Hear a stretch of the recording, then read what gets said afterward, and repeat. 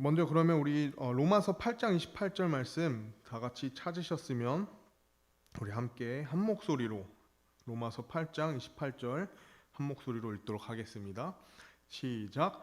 우리가 아는 바와 같이 하나님을 사랑하는 자들 곧 그분의 목적에 따라 부르심을 받은 자들에게는 모든 것이 합력하여 선을 이루느니라. 아멘. 이 말씀을 위해 함께 기도하겠습니다. 하나님, 오늘 다시 한번 하나님 앞에 우리가 나아가며 또 무엇보다 하나님께서 우리와 교제하시고 또 우리의 삶의 이 지침을 위해 또 마련해 주신 이 귀한 하나님의 말씀을 이 시간 증거하고자 합니다.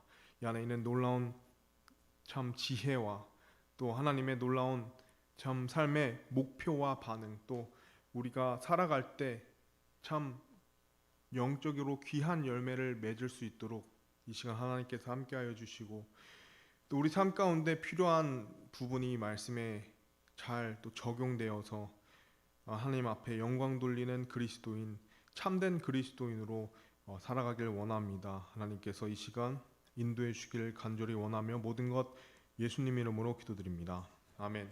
네, 자리에 앉으시겠습니다. 저 오늘 말씀 내용을 한 문장으로 여러분과 먼저 함께 나누고 싶습니다. 앞에 나와 있는 내용처럼 다음과 같이 우리가 오늘 말씀을 요약할 수 있는데요. 이렇게 나와 있습니다. 누구도 혹은 그 어떤 일도 나에게 해를 끼칠 수 없습니다.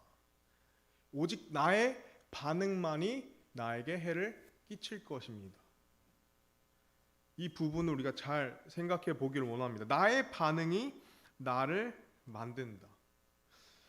사실 우리가 인생에서 피할 수 없는 어려운 순간들을 맞이하곤 합니다. 때로는 그것이 나의 이해로도 받아들일 수 있는 일이 될 수도 있지만, 때로는 내가 도무지 이해할 수 없는 일들이 내 삶에 나타나기도 하죠. 그러나 중요한 것은 나의 반응이 나를 만든다는 사실입니다. 사람들 사이에 우리가 갈등이 깊어질 때도 있고요. 또 누군가의 말이 의도치 않든 혹은 의도를 갖든 내 마음을 깊이 찌를 때가 있습니다. 사람 사이에 상처를 받죠. 갈등이 생기기도 합니다. 때로 열심히 했는데 오해받기도 하고요. 또 정직하게 살았는데 때로는 불공평한 대우를 받을 때가 모든 사람에게, 또 그리스도인들에게도 있다는 사실이죠. 이것이 단순히 우리 직장뿐만 아니라 가정 안에서도, 또 때로는 교회 안에서도 그런 일들이 일어날 수 있다는 사실입니다. 저 개인적으로도 사역의 현장 안에서도 많은 사람들을 마주하면서 그런 일들이 생길 수 있다는 거죠. 나는 잘하고 싶었는데, 나는 좋은 마음이 있는데, 때로는 그것이 오해가 될 수도 있고 또 때로는 갈등이 생길 수 있는 것, 이것이 모든 세상 사람들에게도 또 우리 그리스도인들에게도 똑같이 적용된다는 사실입니다. 때로는 또 예기치 못한 일들, 또 나를 힘들게 하는 어떤 여러 가지 상황들, 그것으로 인해서 내 마음이 낙심되기도 하고 또 좌절되기도 하죠. 어느 때까지 내가 이 부분을 기다려야 하는가, 어느 때까지 내가 이 부분을 기도해야 하는가. 그런 순간마다 하나님께서 우리에게 위로를 주시기도 하지만 우리의 대적인 마귀는 우리에게 속삭이기도 한다는 것입니다. 이만 하면 됐지 않나? 너의 마음은 이미 완전히 무너졌다. 너의 영은 완전히 상했다. 이제 하나님을 의지하지 말고 너의 방법대로, 너의 마음에 가는 대로 행동하라. 이렇게 속삭일 때가 있고 유혹할 때도 있죠. 때로는 우리가 우리의 옛 육신에 의해서 우리도 모르게 우리의 옛 육신적인 그런 행동들로 내 마음을 상하게 할 때도 있죠. 즉 마귀는요, 우리의 이 영을 상하게 할 뿐만 아니라 무너뜨리려고 한다는 사실입니다. 죄악된 세상에서 우리가 오해를 받고 또 갈등이 있는 것은 피해갈 수 없는 사실이죠. 그렇기 때문에 마귀는 삶의 그 피어나는 고통 그 자체보다 그 고통에 대한 우리의 반응을 유도한다는 것입니다. 어떻게 해요? 하나님의 말씀과는 다르게, 혹은 내 육신적인 이 반응을 내 삶 속에 일어나는 어떤 나에게 해를 가하는 일 혹은 나에게 어려움이 닥쳤을 때 그것을 육신적인 반응을 이끌도록 얘기한다는 것이죠. 우리가 이번 오후 예배 말씀에도 기억하지만 마귀가 예수님을 유혹할 때 육신적인 반응을 이끌었다는 것을 우리가 볼 때 이것은 모두에게 적용될 수 있는 사실입니다. 하지만 중요한 것은 오늘 이 시간 우리가 기억해야 할 것은 사람과 상황은 우리를 무너뜨릴 수 없다는 사실입니다. 그것들이 아프고 불편할 수 있지만 가장 중요한 것은 사람과 상황에 의해서 내가 해를 받는 것이 아니라 진짜 우리를 해치는 것은 그 일에 대해서 우리가 어떻게 반응하냐는 거죠. 사람과 상황은 나를 해칠 수 없지만 그에 따른 나의 반응이 나를 해칠 수 있다. 이것을 우리가 기억을 해야 된다는 것이. 그렇기 때문에 중요한 것은 오늘 우리가 들은 이 첫 번째 원리, 바로 누구도 혹은 그 어떠한 일도 나에게 해를 끼칠 수 없습니다. 오직 나의 반응만이 나에게 해를 끼칠 것입니다 라고 말합니다.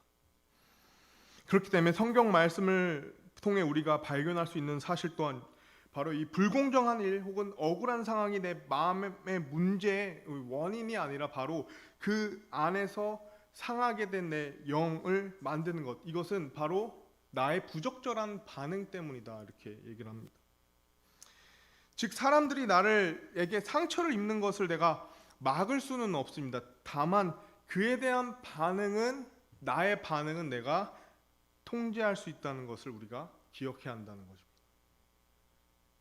우리가 세상을 살면서 많은 마음에 상처받는 일들, 어려운 일들, 또 내가 이해할 수 없는 이런 상황들이 펼쳐졌을 때 그럼 그것이 나에게 힘듦과 상처와 고통을 줄 수는 있지만 더 중요한 것은 내가 어떻게 반응하냐에 따라서 그것이 나에게 해가 될 수도 있고 혹은 그것이 오늘 본문 말씀처럼 합력되어 선의를 이룰 수 있다는 사실입니다.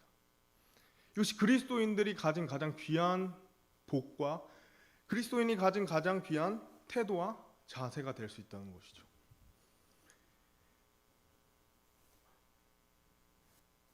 성경 말씀은 우리에게 이와 같이 말씀합니다. 잠언 말씀에 우리가 너무 잘 아는 말씀이죠.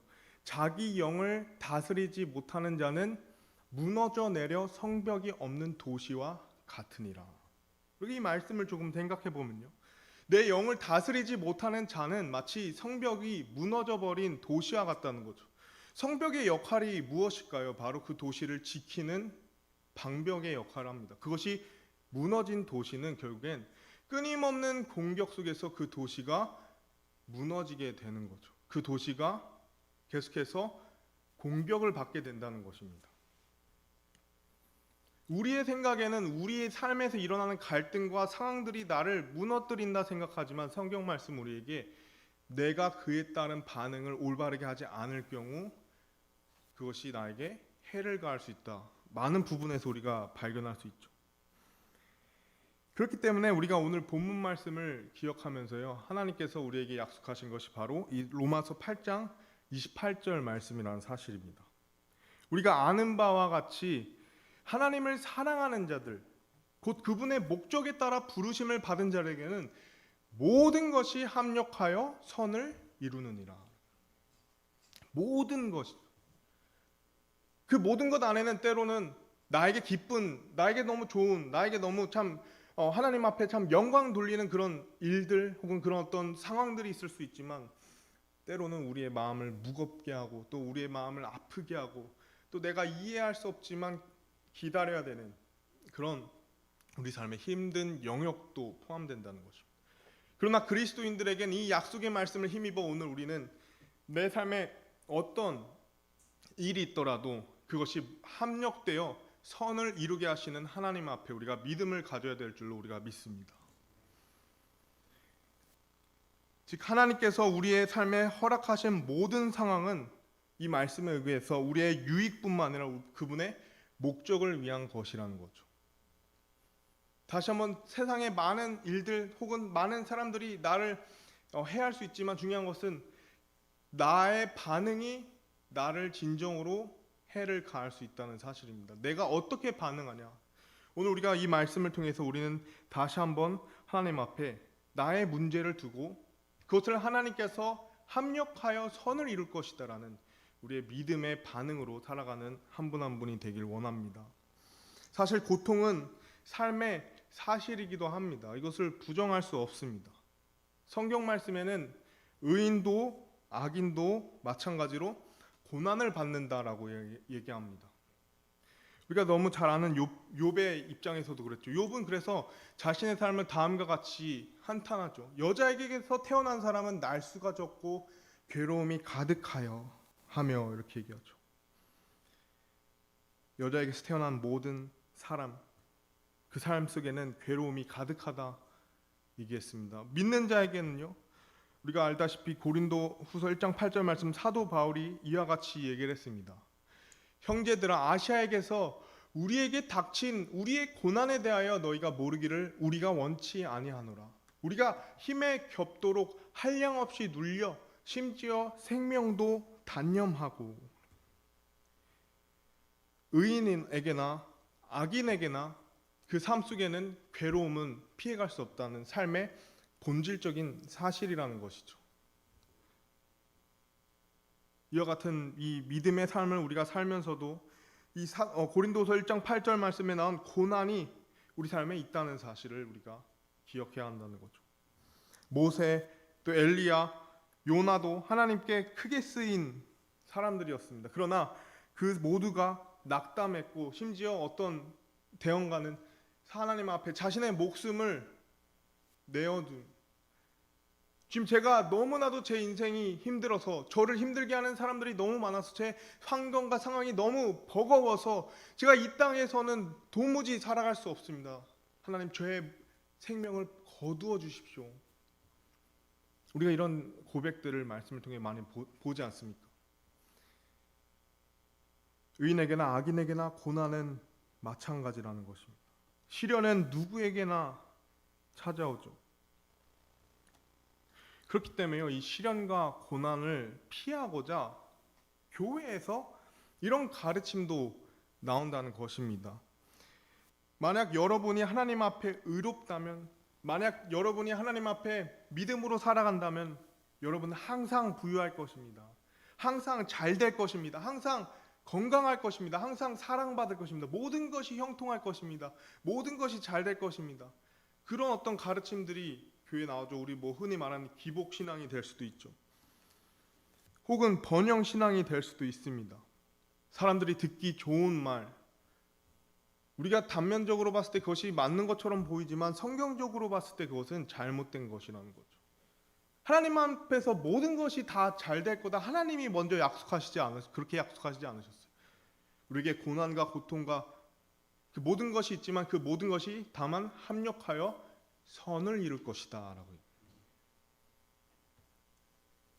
그렇기 때문에 이 번영신앙, 우리가 말하는 기복신앙, 모든 것이 다 잘 될 것이라는 것은 단순히 설득력 있는 철학에 불과하고 이것은 성경적인 개념이 아니라는 것입니다. 즉 고통과 고난은, 또 투쟁과 갈등은 우리 모두에게 주어진다는 사실이죠. 시편 73편에서 말씀을 보시면 이렇게 우리가 말씀을 볼 수가 있습니다. 시편 73편 17절 말씀에 하나님의 성소에 들어갔을 때야 비로소 그들의 종말을 내가 깨달았나이다 얘기하죠. 또 다른 말씀 우리가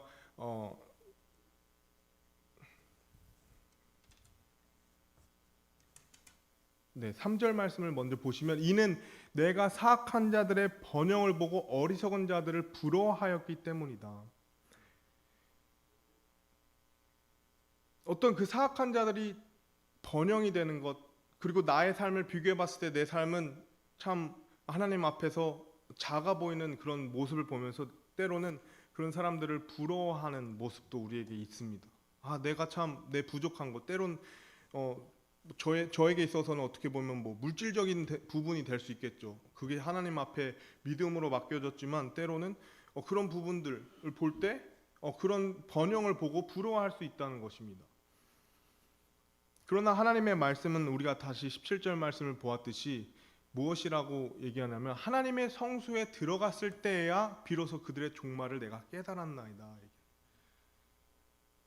즉 세상에 일어나는 여러 가지 일들과 또 그 일을 통해서 내 마음에 여러 가지 요동치는 생각과 마음이 있지만 이것이 하나님 앞에서 우리가 바로 되었을 때 우리는 본질적인 것을 발견할 수 있고 그 안에서 우리는 또 지혜롭게 살아갈 수 있다는 것. 내가 어려운 일과 또 시련과 또 이 갈등 앞에서 흔들리고 또 내 반응이 육신적인 반응으로 이어지는 것이 아니라 하나님의 말씀 안에, 하나님의 성소 안에, 교회 안에 내가 들어왔을 때, 내가 하나님 앞에 내 삶을 비춰봤을 때 진정한 삶의 의미를 찾을 수 있다는 거죠. 거기서 우리는 하나님 앞에 올바른 반응을 보일 수 있다는 사실입니다. 그래서 중요한 것은 의인에게도 고난과 고통이 있지만 중요한 것은 오늘 우리가 기억해야 될 것은 바로 의인의 고난은 잠시뿐이다라고 하는 것. 우리의 고난과 어려움은 잠시뿐이다라는 사실입니다. 곧 이것은 분명히 지나가게 될 것이다라고 얘기하죠. 하나님께서는 이 고통이 없는 삶을 약속하시진 않으셨지만 그 모든 믿는 자에게 은혜를 약속하셨습니다. 즉 하나님께서는 우리에게 이 터널의 끝의 빛처럼 은혜로서 모든 것을 하나님이 합력하여서 그것이 우리에게 하나님 앞에 선이 되도록 약속하셨다는 사실이죠. 우리 삶에 지금 많은 기도 제목이 있을 것입니다. 내 마음을 무겁게 하는 일들이 있을 것입니다. 이해되지 않는 일들이 있을 것입니다. 그러나 그 모든 것은 끝이 있다는 거죠. 그리고 그 끝은 그리스도인 하나님을 믿는 모든 사람에게는 하나님께서 그것을 합력하여 선을 이룰 것이다 약속하셨습니다. 오늘 이 시간 우리가 해야 될 것은 다른 것이 아니라 다시 한번 하나님 앞에 우리의 믿음이 회복되어야 된다는 거죠. 다시 한번 하나님 앞에 나의 반응이 달라야 된다는 것입니다. 내가 옛 육신의 내 마음의 어떤 연약함의 일들과 사람에 반응하는 것이 아니라 바로 이 하나님의 말씀 안에서 내가 그것을 바로 보았을 때 내가 하나님 안에서 이것을 모든 것이 합력하여 선이 될 것인 것을 믿으며 믿음으로 나아가야 된다는 것입니다. 고린도서 12장 말씀을 보시면 우리가 너무 잘 알듯이 바울에게도요 육체적 가시가 있었습니다. 사실 바울만큼 육체적 가시가 없어야 될 사람은 저는 없다고 생각해요. 왜냐하면 그 누구보다 정말 그 복음을 위해서 자신의 삶을 드린 그 사람들 가운데 정말 모든 것을 들여서 많은 교회를 세울 뿐만 아니라 많은 또 말씀을 기록함으로써 자신의 삶을 온전히 쏟아부은 그 사람에게 하나님께서 육체적 가시를 허락하셨다는 거예요. 뭔가 이 사역에 제한되는 부분을 하나님이 허락하셨다는 거죠.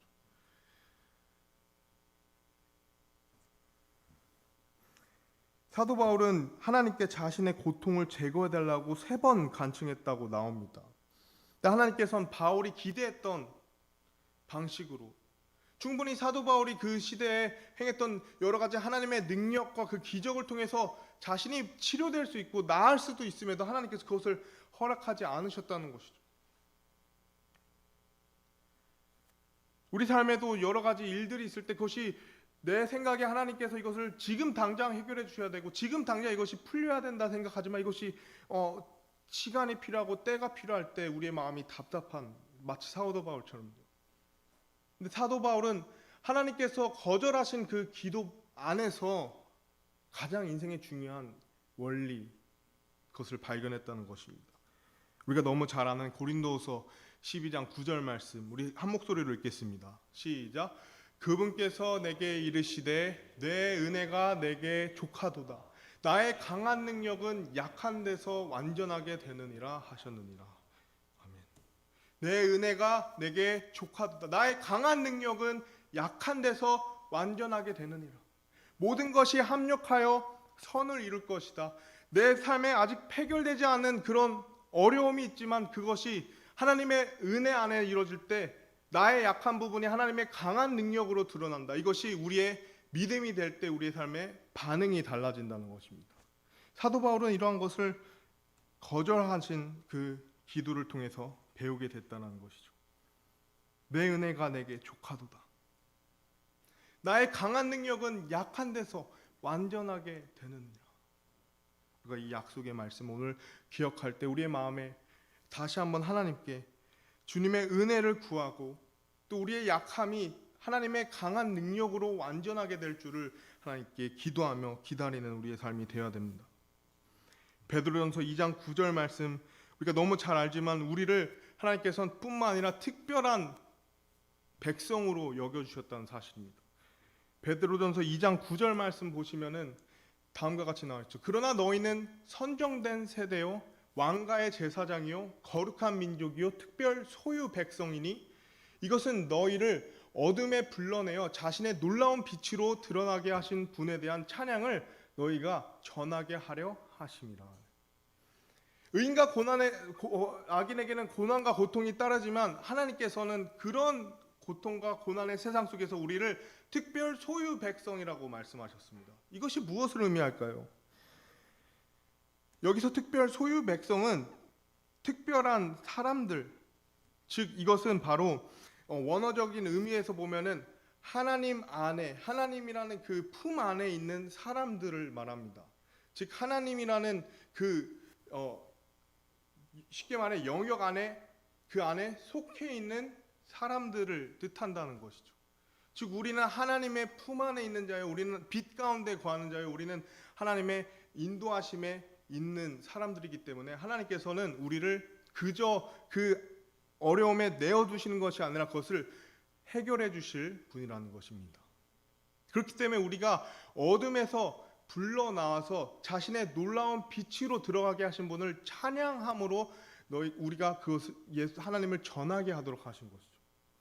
결코 하나님께서 우리를 어둠에 그저 두신 분이 아닙니다. 알다시피 하나님께서는 예수님을 통해서 우리를 어둠에서 빛으로 건져내신 분이십니다. 그분께서는 우리가 마귀의 자녀였지만 하나님의 자녀로 거듭나게 하신 분입니다. 우리를 지옥에서 천국으로 인도하시는 분이죠. 우리를 구원하신 분입니다. 그런 분께서 오늘 이 시간 우리의 삶에 어려움이 있는 우리의 이 상황을 가만 보고 계신 것이 아니라 그것을 불러내어 다시 한번 하나님의 놀라운 빛으로 들어가게 하시는, 우리는 특별 소유 백성이라는 사실이죠.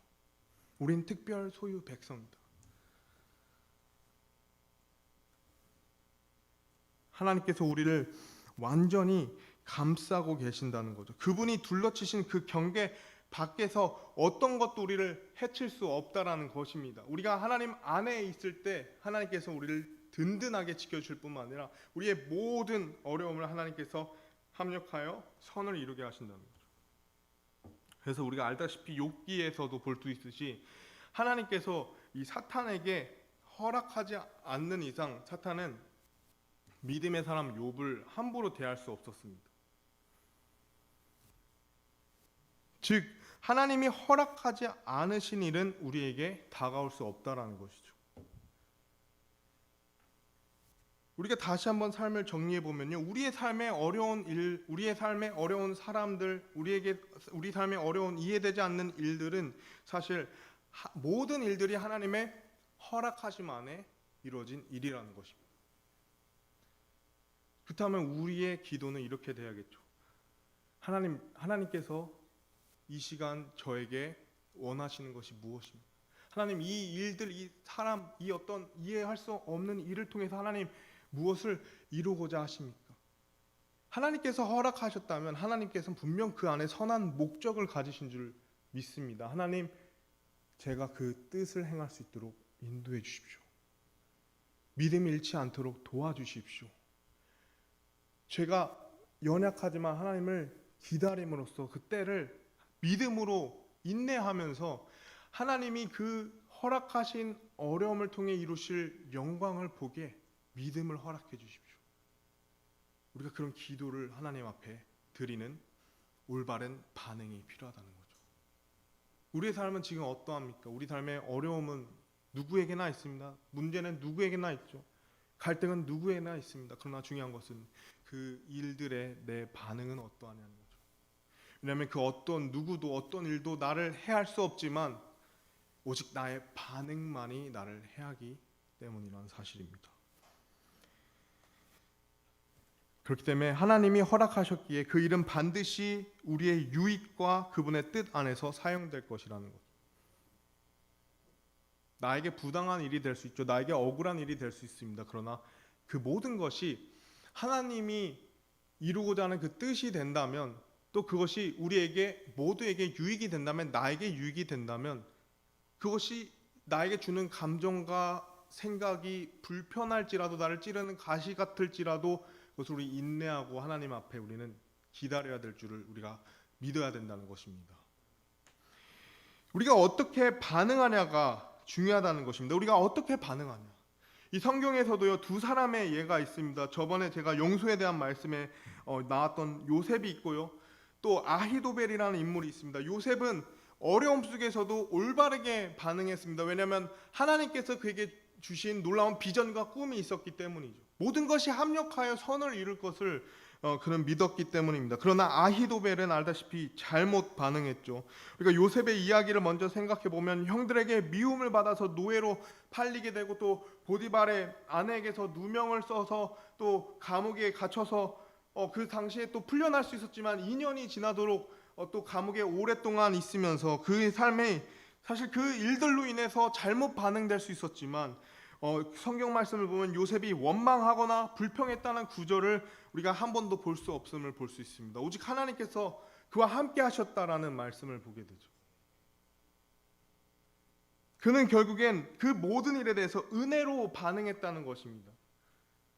그 결과 그는 감옥에서도 신뢰를 얻었고 훗날 이집트 총리가 되기도 했죠.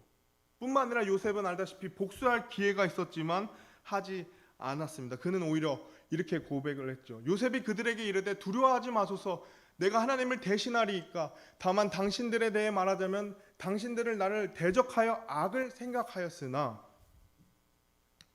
이것이 그 요셉이 겪었던 어려운 상황과 또 갈등 속에 있었던 사람들과의 관계였습니다. 그 가족들한테 배신을 당했죠. 그러니까 중요한 것은 뭐죠? 그 반응이 어떻죠? 그 다음 구절을 보면 하나님께서는 그 일을 선이 되도록 의도하시고 이날 드러난 것 같이 그 일을 이루사 많은 사람들을 살려두셨으니.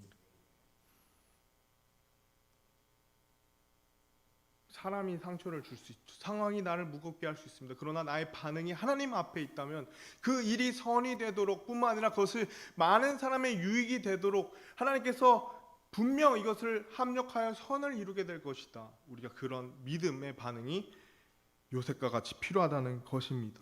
하나님께서는 그의 반응을 보시며 기뻐하셨고, 또 그 믿음을 통해 하나님께서는 많은 일들을 이루사 크게 그를 사용하셨다는 사실을 우리가 기억합니다. 반면 우리가 알다시피 아히도벨 같은 경우는 너무나도 달랐죠. 우리가 알다시피 그는 다윗의 가장 지혜로운 조언가였죠. 그의 조언이 마치 하나님께 엿주는 것처럼 참 뛰어나다 이렇게 얘기합니다. 그런데 어느 날 압살롬이 반역을 하자 아히도벨이 어떻게 하죠? 바로 다윗을 떠나버리죠. 압살롬 편에 서게 됩니다. 왜였을까요? 반응의 차이입니다. 알다시피 아히도벨은 그 밧세바의 아버지인 엘리암의 아버지였던 거죠. 그래서 아히도벨은 이 화를 낼 권리를 가지고 있었고 복수할 권리가 있었지만, 그것을 하나님 안에서 반응한 것이 아니라 자신의 육신대로 반응했다는 거예요. 기다렸다는 듯이 원한을 드디어 그것을 이행하고자 바로 압살롬 편에 섰다는 것입니다. 알다시피 다윗이 우리아의 아내 밧세바를 탐하여서 죄를 지었다는 거죠. 뿐만 아니라 밧세바의 남편이 전쟁에서 죽게 했지만, 그런 어떤 안타까운 일과 그런 상처와 그런 어떤 이해될 수 없는 그 상황을 아히도벨은 하나님 안에서 용서하지 못한 채 결국엔 다윗에게 분노하고 복수하고자 그 증오를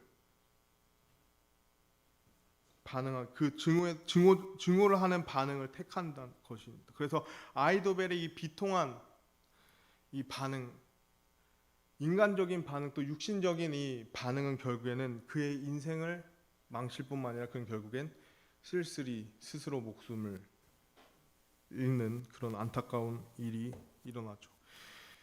요셉과 아히도벨은 모두 고난을 겪었다는 거죠. 모두 인간적인 어려움이 있었습니다. 모두 충분히 우리가 이해할 수 있는 그런, 충분히 그의 삶이 하나님 안에서 포기될 수 있는 그런 어떤 상황과 어려움이 있었지만, 놀랍게도 그 두 인물은 서로 다른 반응을 보였고 서로 다른 반응의 결과가 너무나도 큰 차이를 보았다는 것을 우리가 볼 수 있습니다. 한 사람은 반응으로 인해서 총리가 됐고 한 사람은 반응으로 인해서 생을 마감하게 됐다는 거죠.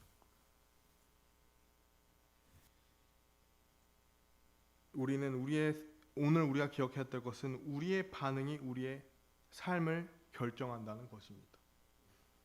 우리의 반응이 우리의 삶을 결정한다. 우리가 상처를 받을 수 있습니다. 하지만 분노를 품을 권리는 없다. 성경을 말합니다. 복수는 하나님의 일이다라고 말하죠.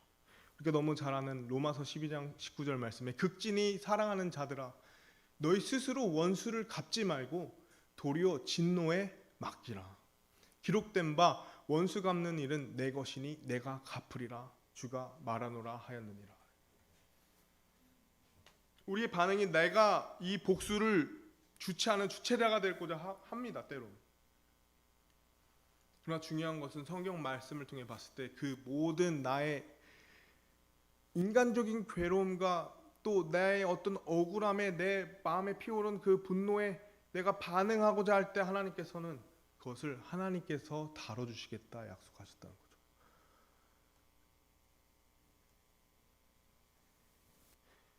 시련이 올 때 우리는 상처를 입게 됩니다. 그러나 그 시련을 우리가 잘 견뎌내면 하나님께서 우리를 강력하게 사용하실 수 있다는 거죠. 그러므로 우리는 하나님의 지혜를 그리고 하나님의 은혜를 의지해야 합니다. 그것이 우리의 온전한 반응인 거죠.